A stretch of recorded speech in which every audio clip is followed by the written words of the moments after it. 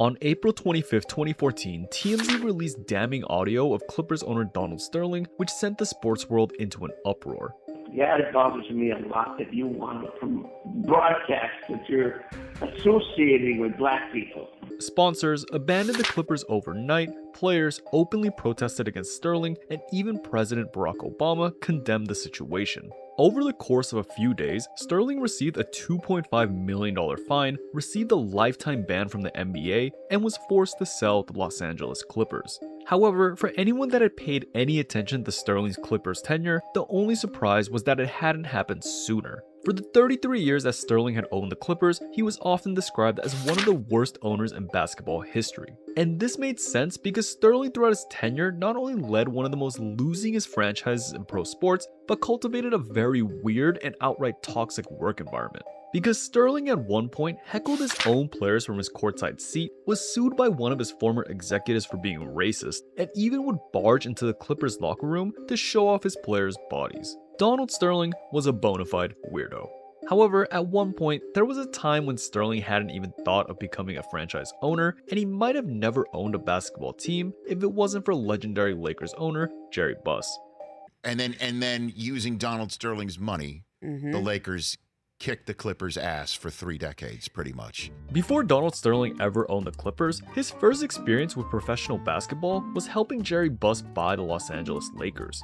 At the time, Buss was actually short $2.7 million to close the deal, so Buss sold Sterling 11 Santa Monica-based apartment buildings to raise up the cash. This single transaction formed an unlikely friendship between the two, and this relationship actually resulted in Sterling purchasing the Clippers.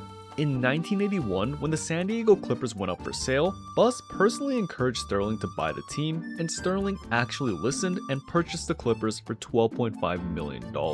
And initially, things seemed like it would be good because after Sterling bought the team, he immediately promised a new era, vowing to spend, quote, unlimited sums of money to build a contender. And Sterling even plastered San Diego with multiple advertisements reading, "My promise, I will make you proud of the Clippers." However, this was all a lie, because within the first year of opening the team, Sterling was fined by the league for openly stating that he preferred the Clippers to tank. On top of this, he immediately tried to secretly move the Clippers to Los Angeles without NBA approval. And when the league launched an investigation, a committee of owners found that Sterling was late paying bills, late paying players, and financially mismanaging the team. Things got so bad that the league was actually close to recommending terminating his ownership. However, this didn't deter Sterling, and for years he fought with the NBA over relocating to Los Angeles. And in 1984, after the league fined him $25 million for trying to move the team without authorization, he responded by suing the NBA. The dispute eventually settled with Sterling paying only $6 million and getting exactly what he wanted, moving the Clippers to Los Angeles. But once he got to LA, things only just got worse. And he walked in the locker room, we had won, and then he had walk out, he was like, man, you wait for them to get in the shower. And then he pointed at me and he was like, especially him. Like, Sterling's Clippers quickly became a league-wide punchline, and it didn't help that they shared the city with the ultra-successful Lakers. While the Lakers under Jerry Buss were stacking championships, the Clippers were suffering losing season after losing season. And the numbers were brutal.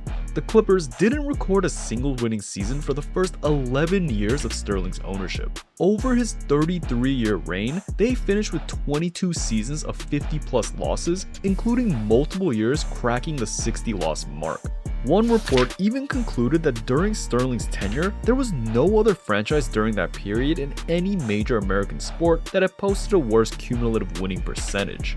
And many sports publications outright labeled Sterling as one of the worst owners in all of sports. However, the on-court issues were half the issue, as off the court, Sterling was known for his creepy behavior, insane penny pinching, and extremely selfish and usually out-of-touch management decisions. Throughout Sterling's tenure, he built a legendary reputation for being one of the cheapest owners in professional sports. And many times, his stinginess came at the expense of his own employees' well-being.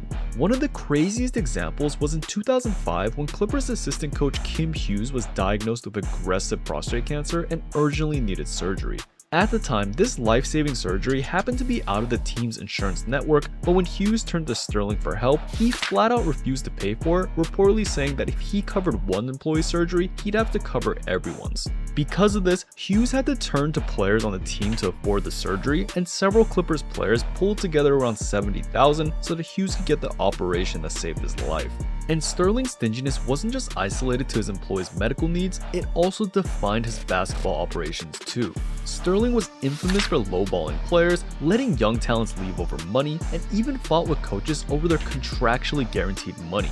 One of the most infamous cases of this was in 2010 when he fired head coach/GM Mike Dunleavy. Sterling refused to pay the remainder of his contract. Because of this, Dunleavy took Sterling to arbitration, and Sterling was ordered to pay $13 million in damages. And this wasn't just a one-time thing, as Sterling had two other Clippers coaches sue him over the exact same thing.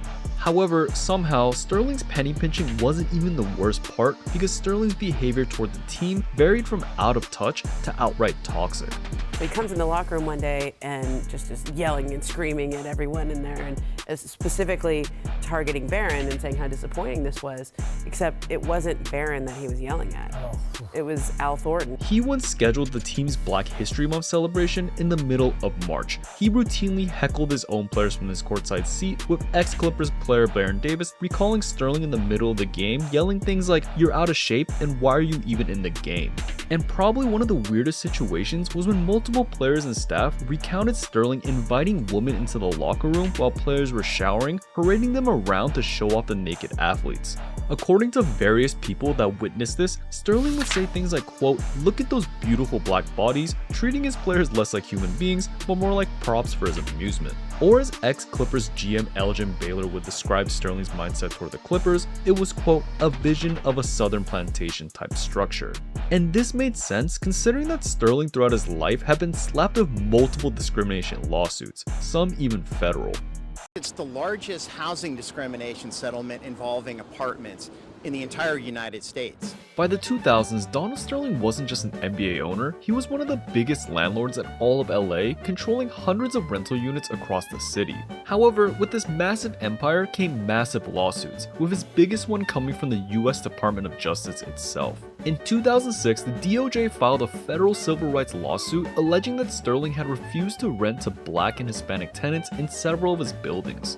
And Sterling's attitude wasn't subtle, as government attorneys cited multiple employees who testified that Sterling would routinely instruct staff to screen out Black tenants, with one quote from Sterling being, "Black tenants smell and attract vermin." This behavior wasn't limited to screening either, because in one example, Sterling was confronted during a deposition about an elderly Black tenant who had been living under a collapsed ceiling and had repeatedly requested repairs. And what was Sterling's response to these requests? According to testimony, he told his staff, quote, "Just evict the b-." Eventually, all these claims caught up to Sterling, and in 2009, he agreed to pay a record-setting $2.7 million settlement to resolve the DOJ's discrimination suit. However, the most bizarre part was that while Sterling was dealing with these allegations, he was simultaneously being honored by the Los Angeles NAACP. Between 2008 and 2009, which were the exact years he was fighting his federal charges, Sterling received multiple NAACP awards, and the president of the LA chapter of the organization defended him publicly, calling him very, very kind to the minority youth community. But why was this happening? Well, it later came out that Sterling's charitable foundation had donated over $45,000 to that NAACP chapter. Sterling, to try to smooth over his public image, tried to just buy himself some goodwill.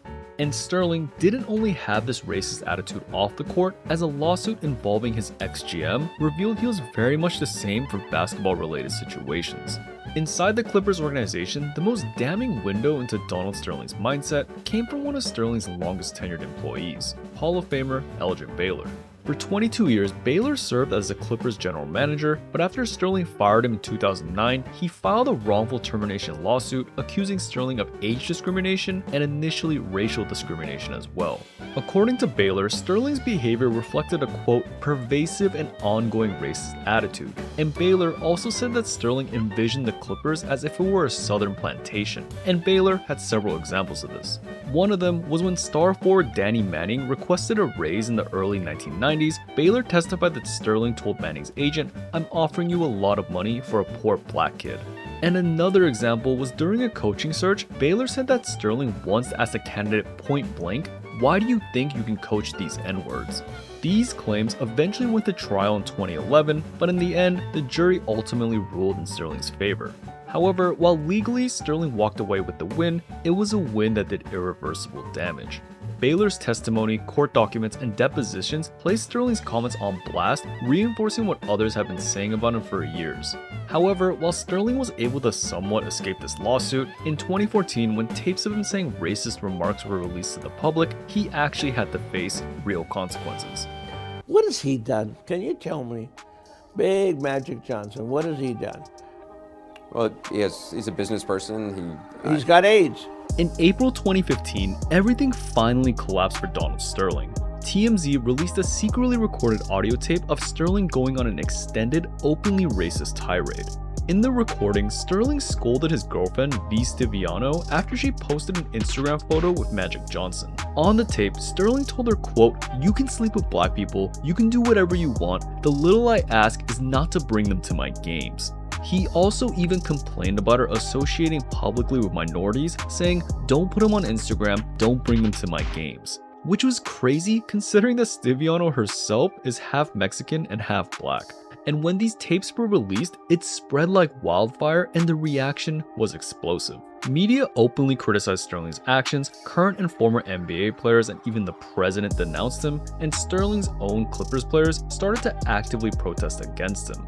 At first, the Clippers players considered outright boycotting their playoff game, but in the end, the Clippers players protested by wearing their warm-ups inside out, hiding the Clippers logo, and dumping their gear in a pile at center court. Because of all this, public pressure started to quickly rise, and just 4 days after the tape surfaced, on April 29, 2014, NBA Commissioner Adam Silver delivered a huge punishment. Sterling was banned for life from the NBA, fined $2.5 million, and the NBA announced it would force the sale of the Clippers. However, Sterling, true to his nature, did not go quietly and publicly blasted the ruling, filing a billion-dollar lawsuit against the league. He even went on CNN for an interview about the situation where he somehow managed to apologize, ramble, and contradict himself all at once. However, while Sterling was throwing a tantrum, the sale of the Clippers was already moving without him. Sterling's estranged wife, Shelly Sterling, had invoked a clause in the Sterling family trust that allowed her to take full control if Donald was declared mentally unfit to manage their assets. And 2 neurologists that had examined Donald had found exactly that. Because of this, Shelly began negotiating the sale of the Clippers, and in late May 2014, she struck a deal to sell the franchise to former Microsoft CEO Steve Ballmer for $2 billion, which was a massive figure and more than triple what many analysts thought the team was worth. While initially, Sterling still resisted the sale, he stopped once he realized he would walk away with a huge profit, and the fact that supposedly 3/4 of the NBA owners were prepared to approve his removal if he refused to sell the team. In June 2014, Donald Sterling agreed to the sale, and after 33 years of his full-on dysfunction, discrimination, and an outright toxic environment, the NBA's most notorious owner was finally